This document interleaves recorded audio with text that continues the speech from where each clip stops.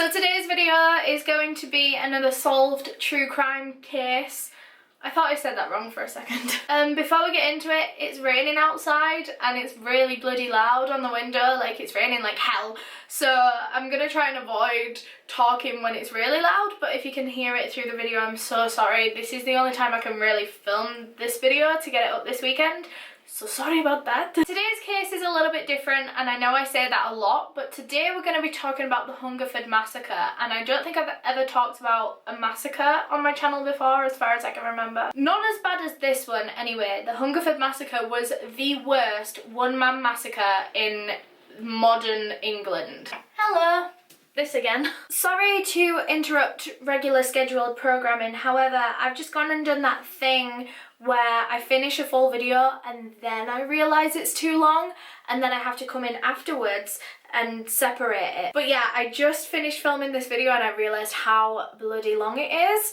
So I'm gonna split it into two parts. The first part is this and the second half will be out in the next couple of days. So that's why it stops halfway through. So before we get into that, I just want to thank NordVPN for sponsoring this video. You guys know I love NordVPN. I've used them for a long time to protect my information online and keep it safe from people trying to access it. NordVPN basically gives you another IP address to make it seem like you're operating from somewhere else in the world. And this IP address acts as a barrier between, you know, these horrible people trying to get your information and you and all of your stuff. And this IP address that they give you, you get to choose where that IP address is from, and there's over 60 different countries to choose from. And this means that you can access content from those countries that you might not otherwise be able to access where you live. So like videos that are blocked in your country on YouTube, you can access different countries' Netflix and see different shows that they might not have on your countries. I'd really recommend using NordVPN if you work in public spaces a lot, if you use public Wi-Fi like bus Wi-Fi, train Wi-Fi, coffee shops, libraries. You can't always guarantee that they are secure, so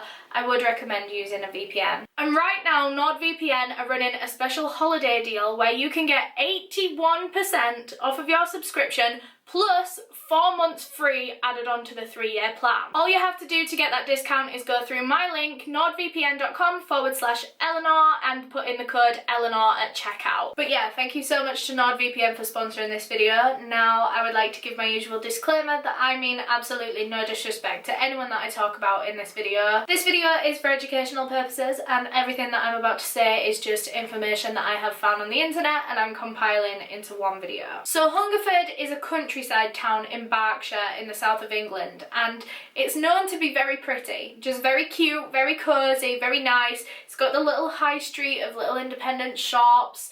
Well, at least it did at this time. I don't know what Hungerford is like now, but this case took place in the 1980s. So it had all the little independent shops, it had the rivers, it had the little cafes, it had, you know, it was just a really nice place to live, and everyone was very proud of Hungerford, everyone that lived there. If you're from the UK, you're probably very familiar with the kind of vibe I'm describing. Typical little English countryside town. It was nice to live in, it had a nice little community feel to it, it was very safe. The crime rates were very low in Hungerford. But this case doesn't actually start in Hungerford, it starts 7 miles away in Wiltshire in a forest named Savernake Forest. It was August 19th, 1987, and 35-year-old mother Susan Godfrey was taking her 2 children, 4-year-old Hannah and 2-year-old James, to the forest for a picnic. It was the summer holidays, even though Hannah and James were probably too young for school anyway, but it was the summer holidays, so there were a lot of people going to this forest and, you know, other park places. A lot of people just out with kids enjoying the sun. It was a very warm day and the family were making the most of this really nice day, and so they travelled 50 miles from where they lived in Reading all the way to Wiltshire to go to this specific forest. I don't know if they had some kind of connection to the forest. So Susan and the children pulled into the kind of forest car parking area, and she started getting the kids out of the car, getting things out of the boot, you know, the food that they'd brought. when another car came into the car park and a man got out of this car and just went round to the boot. The boot, by the way, is the trunk of the car. I get a lot of American people in my videos confused. So the boot of the car is just like that storage bit at the back. So anyway, Susan and the children are around the back of the car, getting all the things out, getting the picnic blanket, getting the food and everything. And then she looks up and she sees the man that just got out of that car walking towards her with a pistol in his hand. He pointed the pistol at Susan and told her to put her children back in the car, and she did with very little protest. At this point, all she could think about was her children. All she wanted to do was make sure that they were safe. He then led Susan away to some bushes without saying much at all. If he did say anything to her, we don't know what he said. And these bushes were only 30 yards away from the car where the children were, so they could probably still see what was going on. And he turned her around in these bushes and shot her 13 times in the back. He used the whole magazine of his pistol and killed her almost instantly. The children, this 4-year-old girl and this 2-year-old little boy, watched as this man then walked back over to his car, put the gun in the boot of his car and just drive away again, like nothing had happened. And they were obviously terrified. Luckily they were so young that they didn't fully understand what was going on. They were scared, obviously, because this big man had just come over and taken their mummy away and, you know, hurt her. But I don't think they understood the severity of it being only 4 and 2. So the two of them, these two toddlers, sat in the car for like 10 minutes until they saw an elderly woman walk past. And so 4-year-old Hannah helped her 2-year-old little brother out of the car. She shut the door behind them and then they walked to this elderly woman who was now sat on a bench reading a book. The woman's name was Myra Rose, and she remembers exactly what the children said to her that day. Hannah said, "I'm Hannah and this is my little brother James. He's 2 and I'm 4. A man in black has just killed our mummy and we're going home now. I know where we live. It's the house with the blue door." And Myra didn't know what to do. Of course, what do you do in that situation when a child comes and says something like that to you? She assumed that maybe they were playing a game with their mummy, like hide and seek or something, and this child had just come out with the most wild thing. But Myra realised that that was a very, very dark thing for a 4-year-old girl to come out with just randomly from her imagination as she's playing a game. Myra knew that there had to be some truth behind that. And so Myra knew that she was not letting these children out of her grip. She took one child in each hand and they walked until they found another family that was picnicking in Savernake Forest. They stayed with this family and they went and found a payphone and called police, and the 2 children, thankfully, were safe in this situation. But little did police know when they got that call that this wasn't an isolated attack, and the perpetrator was already on his way to the next location to continue his 7-hour 31 victim massacre. Now, I'm just going to tell you who the perpetrator was now. I feel like that's the easiest way for me to do this. I'm sorry that there's no mystery after this point, but it's still a very, very interesting case. So the perpetrator was 27-year-old Michael Robert Ryan. He was born on May 18th, 1960 in Marlborough in Wiltshire, which is right by Hungerford. That's where Savernake Forest was. He was an only child born to Alfred and Dorothy Ryan, although his father passed away when he was aged 25, so just 2 years before the massacre. Although psychologists have since said that they don't think his father's death was linked to the massacre at all, because he wasn't very close with his father. As you'll see as I'm talking about him more, he was way more of a mummy's boy. Although Michael did seek help for depression after his father's passing, however, it's believed that he had depression before his father actually passed away. I don't know if he was still ongoing with his therapy and his treatment at the time of the massacre. I don't know if it concluded, because his father did pass away 2 years prior. I don't know if he spent that full 2 years in therapy. Michael lived with his mother, Dorothy Ryan. He never left the family home at any point, and they lived with a little Labrador named Blackie on a house on South View. That was the name of their road, and that is going to be very important in this case. And South View was in Hungerford. While Dorothy worked as a dinner lady at the local primary school, pretty much all Michael's life she'd had that same job. he wasn't so good at keeping a job. He went from job to job. He had unemployed patches in his life. He mainly did like labour jobs, handyman type jobs. Throughout school, Michael Ryan was always the odd one out. He was quite a loner. He didn't have too many friends. And I think that was more because he was just bad at social interaction. He didn't have very good social skills. His mother had babied him and sheltered him so much through his childhood that he didn't really know how to interact with other children because he didn't have much experience, and so they didn't really want to hang out with him. His mother isolated him so much that he just never really fit in with any crowd all the way through his like childhood and then adolescence and then adulthood. He just never fit in with anyone that wasn't his mother. I don't think it really affected him that much. I don't think he really wanted to fit in with the other kids for the most part because he had his mum. Why would you need to when you've got your best friend at home? She babied him, she did everything for him, bought him everything he wanted. And like I say, this meant that Michael put off making a real life for himself. He didn't go out and buy his own first home. He didn't go out and get a girlfriend and get engaged and start his own family and have children. He didn't work on keeping a job because he knew that his mother could always provide that kind of thing for him. Michael left school when he was 16 years old. He got his like basic qualifications and then went into the real world. He got a job as a handyman, and it was around this time that he really started to shape his own interests and hobbies, because up until this point he'd pretty much been a product of his mother because she kind of pushed herself on him so much. He was like a mini version of her, and he was finally getting his own interests and hobbies, and one thing he really was drawn to were guns and firearms. When he was 16 years old, Dorothy bought him his first air rifle. Now, I don't know whether she surprised him with it and that is how he got this hobby, or if he'd actually, asked for it. But anyway, she bought him his first air rifle and he loved it. He was so proud of it. He kept it on display, and quickly after that and into his 20s, he amassed a huge collection of different firearms. Psychologists have since looked at this fascination with guns on a much deeper level. Like, maybe he didn't like the guns themselves as much as he loved what they represented.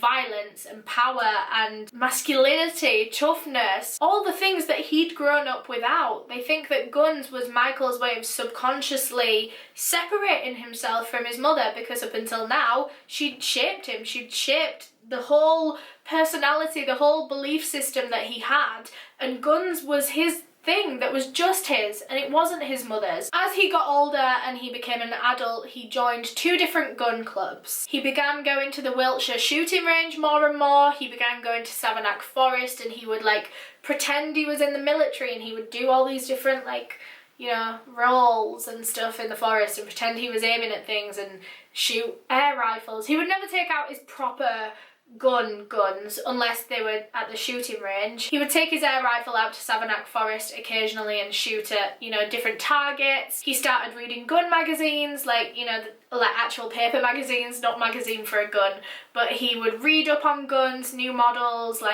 He had a license to own every single one of his guns as well, by the way. He was deemed safe by the police and given his license and approved every single gun that he had regularly, because he didn't seem to be a danger. He had no previous criminal record, there were no warning signs, his mental health history was pretty, apart from his depression, he didn't have anything, worrying in his mental health history or his family's mental health history. He passed every single check, the police signed every single, approval form for him to have his license and to keep these guns. He even installed a steel cabinet in their house because that was part of the law. If you wanted to own a gun and keep it at your house, you had to keep it in a steel cabinet so that it couldn't, accidentally go off, and if it did, the steel would be more protective. And the last time that Michael was checked and approved by the police, because they had to have regular ones, it wasn't enough to have one at the beginning and then you're set for life, they had regular ones. His last one before the massacre was just 2 weeks before. In his adulthood, Michael Ryan began lying to his mother about very serious things. So he would say that he was engaged and he was planning a wedding with this woman that his mother never met. He would say he was best friends with a colonel. He would say he had a business where he would like renovate properties, and then he also added on to that lie and said that that business had gone bankrupt, I assume because he wasn't getting any money in and his mother started noticing. I think maybe he just felt, you know, embarrassed that he didn't have friends and he didn't have a girlfriend and he didn't have a life outside of his mother and his shooting hobby, his gun hobby, so he wanted to make things up. He didn't want to disappoint his mother. But yeah, like I said, he wasn't known to the police and he wasn't really known to anyone in Hungerford because he didn't have friends. He was quite quiet, he was to himself. No one really knew him, and especially in the wake of this massacre, when his name was known in the town, everyone was like asking each other if they knew him, and no one seemed to have any memories of Michael Ryan. He didn't participate in anything, wasn't part of any clubs apart from the gun clubs. He never did football or, you know, rugby or anything like that in school. No one knew this man. He seemed to be a silent member of the community that no one knew until this. So anyway, back to the timeline. Michael Ryan has just shot and killed his first victim of the day, Susan Godfrey. As soon as he did that, he ran back to his car, put his pistol back in the boot and drove away as quickly as he could, so then by the time police got there, he was far away from the scene. He set off back to Hungerford but stopped on the way for petrol at a petrol station, and as he pulled in his Vauxhall Astra, he and only another motorist, a biker, were the only ones in the petrol station. So he got out of his car and he went round to the boot where his guns were. However, he looked up and looked at this biker and he seemed as though he was getting ready to leave. He was putting like his gloves on, his helmet, whatever, and so Michael Ryan thought he would just wait. As he waited, he just filled like 3 or 4 jerry cans full of petrol, and the biker looked up, nodded at him, kind of greeted him, said hello. Michael said hello back, and they both carried on doing what they were doing. It was a normal greeting. And then when the biker had finished putting all his helmet and stuff on, he set off towards the exit of the petrol station, and he was just about to turn onto the road when he heard a loud noise behind him. And so he stopped and turned back and saw Michael Ryan standing with a semi-automatic gun shooting at the petrol station. Now this biker assumed that it was an armed robbery, and so he thought that the best thing to do, rather than turn round and risk his life, was to carry on driving and drive to the nearest payphone and call the police. So that's exactly what he did. Meanwhile, Michael had made his way inside the petrol station and he walked straight up to the cashier, pointed the gun in her face and shot her. But it didn't work. Michael didn't realise that the magazine on his gun had fallen off outside, and so there were no bullets. There was nothing to shoot. He was trying, but nothing was coming out of this gun.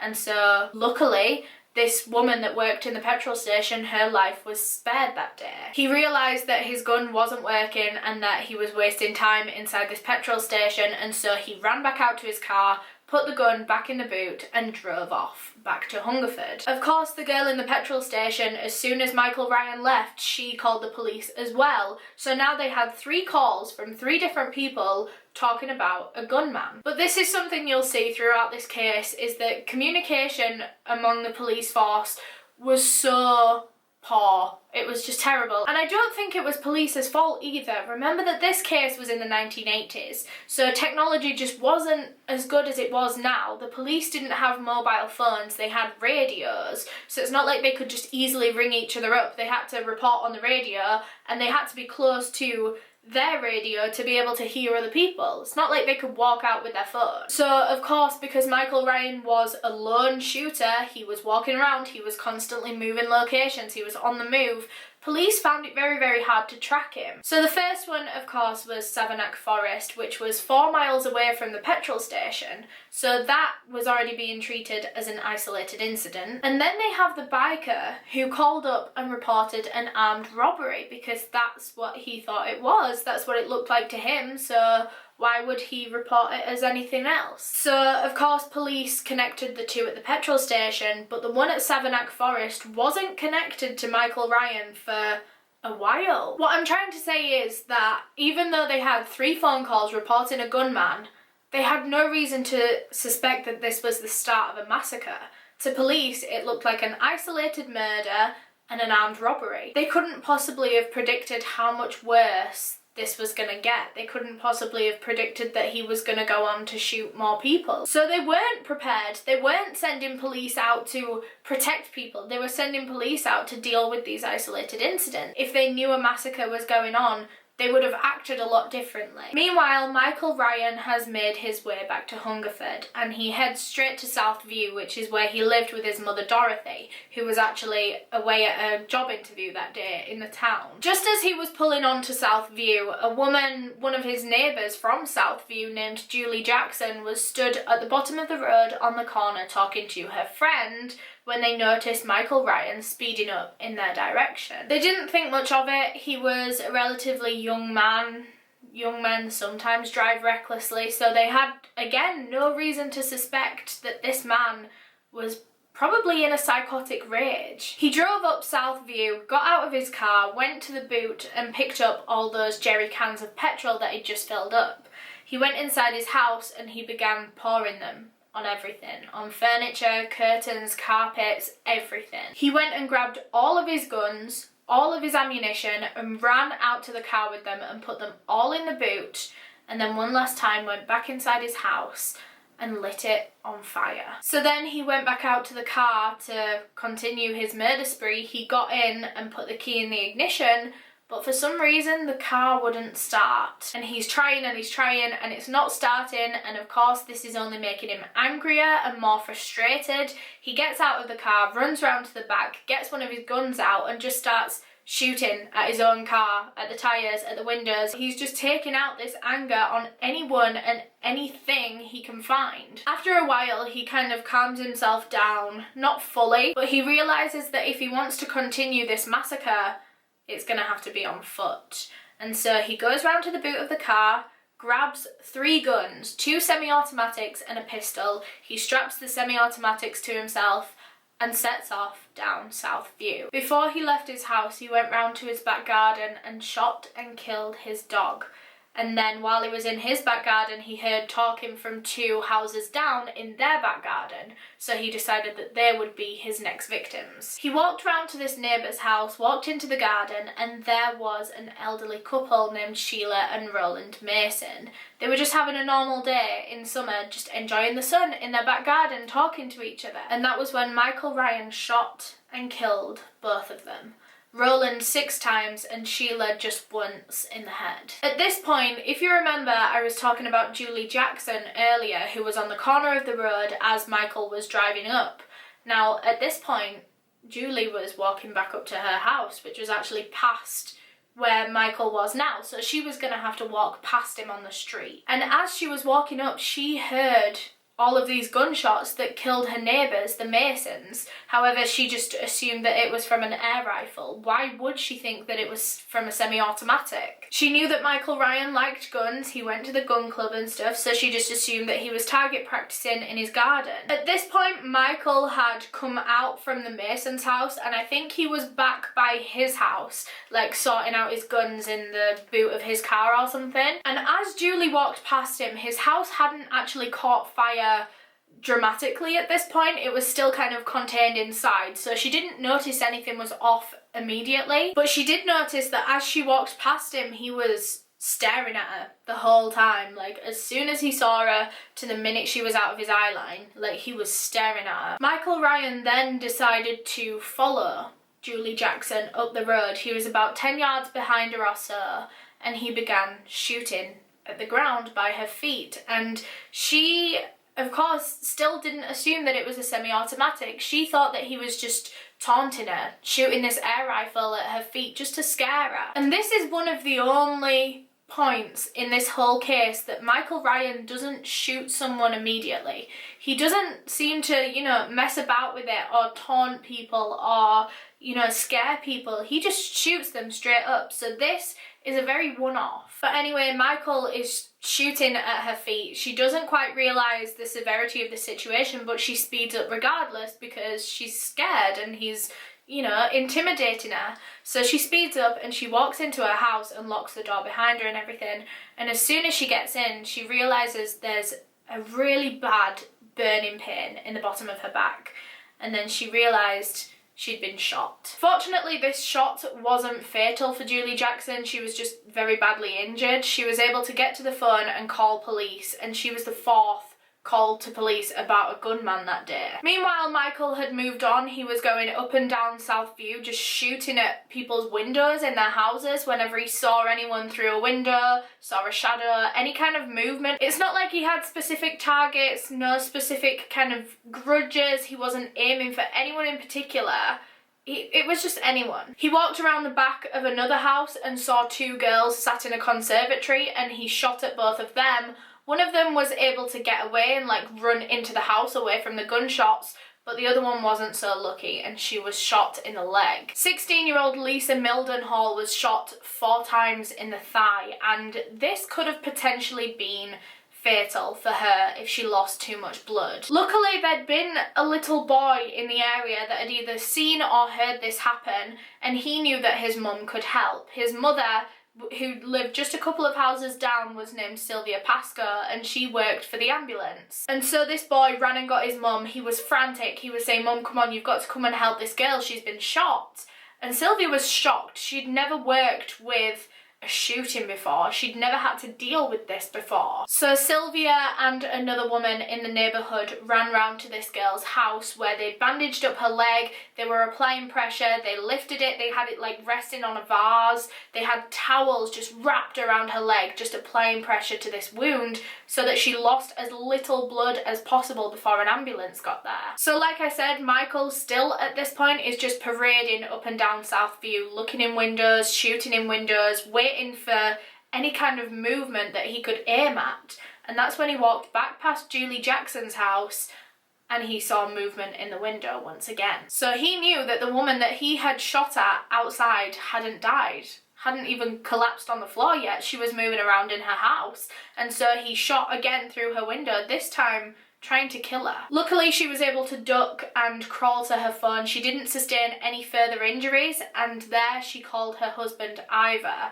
She was scared that maybe this was the last chance she would get to talk to him. She explained the situation to him, and she said that she'd herself been shot and she was in a lot of pain. She couldn't really move at this point. It had really sunk in. And her husband Ivor said, "Right, okay, I'm coming now. Wait there, we'll call you an ambulance, like it's gonna be okay." Now at this point, police were beginning to respond. Of course, police had already responded to the Savernake Forest shooting and the petrol station armed robbery, and now they had multiple neighbours from Southview all calling about this mad gunman that's shooting in their windows. So police were making their way to Southview to go and see what was going on, but bear in mind, the police weren't armed in the 1980s. They had special armed police squads, like firearm squads, but normal police officers didn't carry guns. They only carried like, I don't know, basic weapons that couldn't do too much damage. Basically protective weapons. When someone tries to like fight them, they can like hit them off, but they didn't carry guns. But what was really unfortunate in this case was that on this one particular day, of all days in the year, this one specific day, the armed police unit for that general area was away on a training course over 40 miles away. It would take them way over an hour to get to Hungerford. The firearm squad was normally not that far away, so if this had happened on any other day, they would have been able to get there within 10 minutes, 20 minutes. But today it was going to take over an hour. And it wasn't as easy as just the local police officers going and getting a gun to go and face Michael Ryan, because they couldn't. The local police officers didn't have access to firearms. They had to be authorised, the guns had to be unlocked because of course they were kept locked. Anyone could have just broken into a police station and got the guns if they weren't. They were kept in a particular location that the public didn't know about, and you know, it just wasn't that easy. Like I said earlier, this whole case was just a series of very unfortunate circumstances for the police that meant it took way longer to catch the perpetrator than it should have. For example, the police helicopter for Hungerford, for that area, was actually in repair that day. Of all the days that it could have been repaired, which meant that they couldn't go up in this helicopter to have a better view of Michael Ryan and to be able to keep track of him, because once he left Southview and started going elsewhere with this massacre. He was very hard to track because people would call the police and say, he's on my road now, but then by the time police would get to their road responding to that call, he'd have moved on. So he was very, very hard to track all day. And if they had the police helicopter, that would have been so much easier. They would have been able to get to him so much quicker and potentially save so many lives. And on top of that, the police station in Hungerford was actually going through renovations at the time that meant that they didn't even have a proper workspace. Police didn't have a proper place to kind of lay out all the information, get everyone all in one room, brief them, update them, tell them what was going on, because they didn't even have a proper base. And none of these are the fault of any one person. The police helicopter being in for repair is no one's fault. But the police in this case did the absolute best that they could with the circumstances that they had. They were trying to get the armed squad there as quick as they could. They were trying to get the helicopter fixed as quick as they could. Meanwhile, Michael Ryan has pretty much gotten everything he can from Southview. All the neighbours are hiding in their houses. They've locked their doors and everything, of course, so no one else is moving in the windows. He's got nothing else to shoot at, so he decides to move on. He heads down a path at the end of his street. It was a footpath, you can't go on it in a car, and this path led to Hungerford Common. Now, Hungerford Common was pretty much just a huge patch of land, communal patch of land. It was like a park type thing, but it didn't have much in it at all. It was just a communal space for people to go, kids to play out, people to have picnics, whatever. And there were quite a few people on it, with it being the summer holidays. It was a warm day. So Michael heads down this path, but he wasn't the only one walking down it at that time. Coming the other way was a man named Kenneth Clements and his family. So Michael Ryan is heading that way, Kenneth Clements and his family are heading that way. They're walking towards each other, and Kenneth had actually been stopped before this path by a neighbour warning him that there was a man loose with a gun in Hungerford. However, Kenneth just assumed that, of course, there had to be an innocent explanation. Things like this didn't happen in Hungerford. They didn't happen in England, really. There wasn't men loose with guns going crazy shooting people. So he thought, well, maybe it was just an air rifle, like, it's okay, they're nearly home anyway, so they'll just get home and they'll lock the doors or whatever. But within minutes of that interaction, Kenneth Clements was faced with Michael Ryan on this footpath. As soon as the family saw Michael Ryan, the children began running back up the footpath and to safety, while Kenneth stayed exactly where he was. He put his hands up in surrender and kind of gave himself up over his children. He let his children run away. He didn't run with them. He didn't risk them losing their lives as well. I think a lot of it was probably shock as well. He just stood there with his hands up. He didn't know what to do. He didn't know what to say. But Michael Ryan didn't care that he was surrendering, and he shot him just once in the chest, killing him instantly and making Kenneth Clements his fourth victim of the day. It's unknown what Michael Ryan did after that, whether he went onto the Common or whether he just went straight back onto Southview, because of course if there's no eyewitnesses we don't know what he's doing for different parts of this story. However, he didn't shoot at anyone else for a while and eventually ended up going back to Southview. And by now the police were coming in. There was one police car just coming into the street as Michael Ryan stepped back onto Southview. PC Roger Brereton. He was on his police radio the whole time talking to the police station or to someone else at the time, and as soon as he drove onto the road he told them that he spotted the suspect. He was stood at the end of the road dressed in all camouflage gear with what he could see to be 2 guns in his hand. But before he could say anything else, Michael Ryan began shooting at the police car and hit Roger Brereton 4 times. And as Roger sat there bleeding out, dying, he must have been in so much pain, he made one last call on his police radio letting them know that he'd been shot, and then shortly after he passed away. After that, Michael Ryan walked up to the police car and just began shooting at it. Again, he fired a total of 23 rounds at the car. Shooting the windows, shooting the tyres. He wasn't shooting at PC Roger Brereton. I think he knew that he was dead at this point, and so he was just probably making a statement, trashing this car. And as Michael stood there reloading his guns, calculating his next move, thinking about where he was going to go next,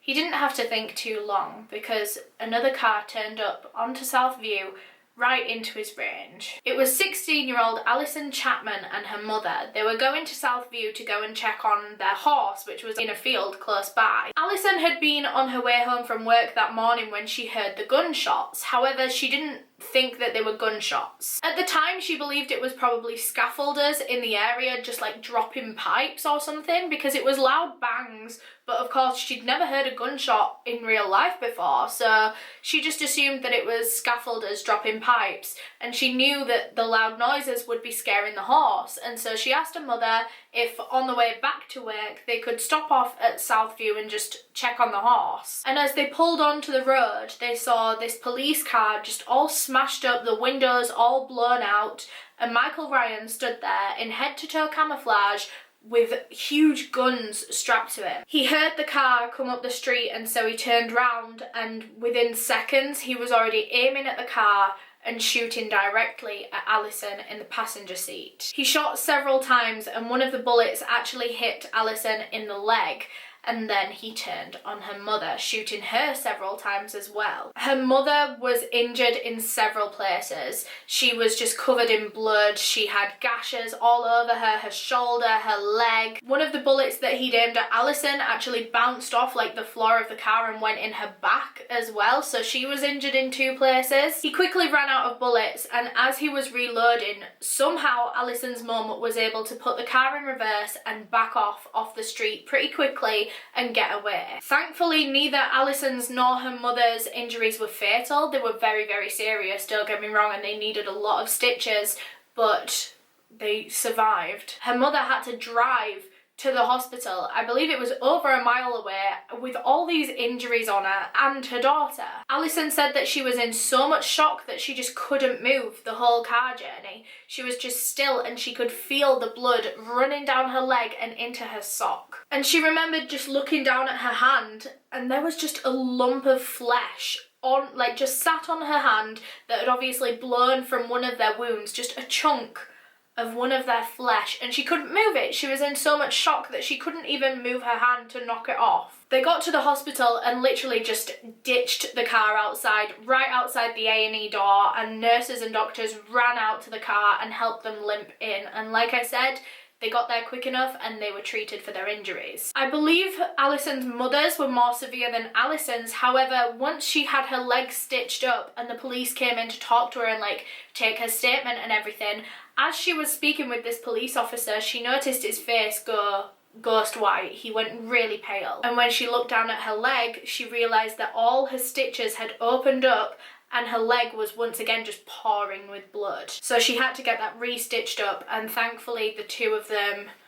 were fine. So by now, other police officers were arriving at the scene, and because a lot of people on Southview, a lot of the neighbours that were like watching this happen outside their window, they'd been calling police and updating them on what Michael was doing, because obviously they couldn't see for themselves. So these neighbours, once Michael had gone on to Hungerford Common, obviously a lot of them had called and said he's on Hungerford Common. So police decided to go and kind of get him from the other side as well as on Southview. So they were on both ends of that little footpath. So one officer pulled up on the other side of the footpath. At this point, he didn't know that PC Roger Brereton was dead on the other side, had been shot to death on Southview. He thought that they were kind of getting him from both sides. He thought that Brereton was there and he was fine. This officer walks to the end of the path and looks down to Southview, and there he sees on the path Keith Clement's body and his son just crouching next to him. And before this officer could even make his way down this path, he looked even further than that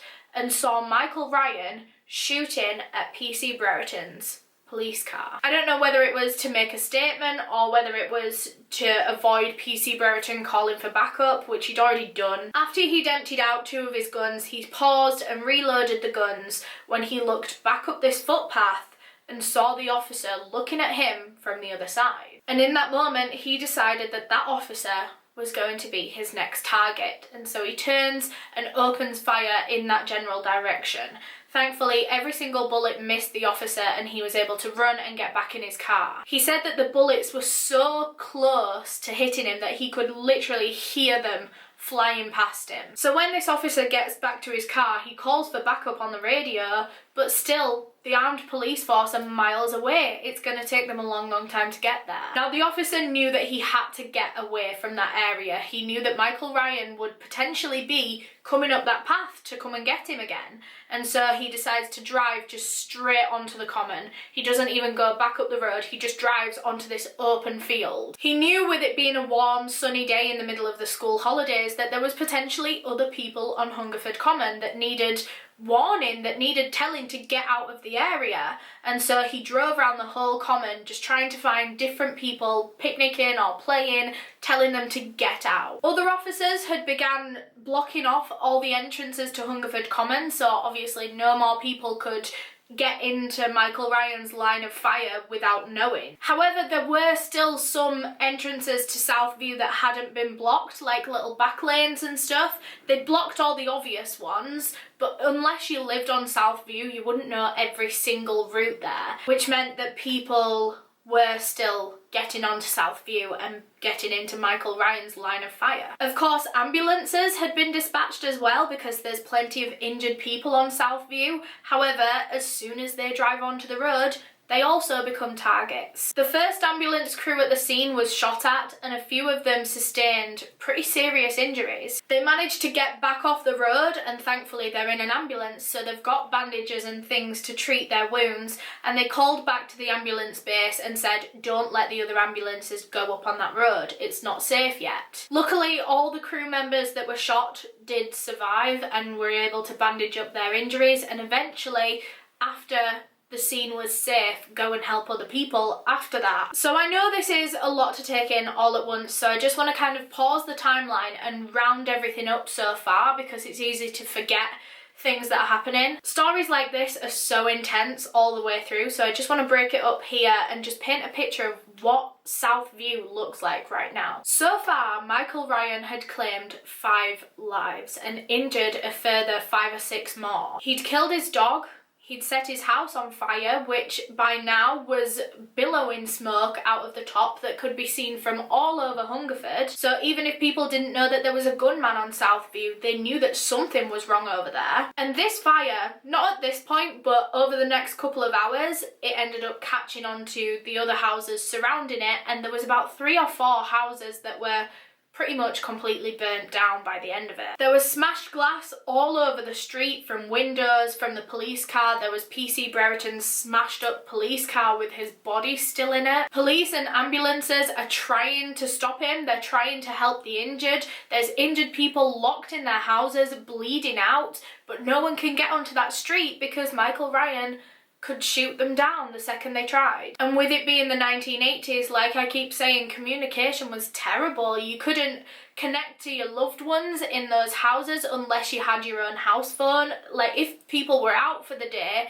they had no communication. The police were finding it very hard to contact each other and contact the base and contact neighbours that could see what was going on. Like I said, it was such a fast-paced incident that Michael was constantly moving on, so by the time police got one call saying that he was at one place, they'd pass that on to the police officers, police would get to that place, and by then Michael had moved on. And that is where I'm gonna leave the first half of this video. Thank you so much for watching. It means a lot to me. If you enjoyed, make sure you leave a big thumbs up and subscribe down below if you want to see the second half. Make sure you put my notification bell on so you don't miss when I upload that. Thanks again to NordVPN for sponsoring this video. If you want to snatch up that amazing holiday deal for 81% off of your subscription and 4 extra free months added onto the 3-year plan, make sure you go into nordvpn.com/Eleanor and using the code Eleanor at checkout. The link for that will be down below in the description if you just want to go straight there. A huge thank you to all of my channel members. All of their names are on screen right now. If you want to become a channel member, you can click the link in the description or click the join button if you're on a desktop. There's 2 tiers to choose from. Everyone on tiers 1 and 2 will get access to a community page where you can suggest cases and get your requests fast-tracked. And exclusive to tier 2 members, they will get their name on this end screen at the end of every single video. But yeah, thank you so much for watching, and I will see you in the next one. Bye! I'll see you in part 2 in a few days. Bye bye bye bye.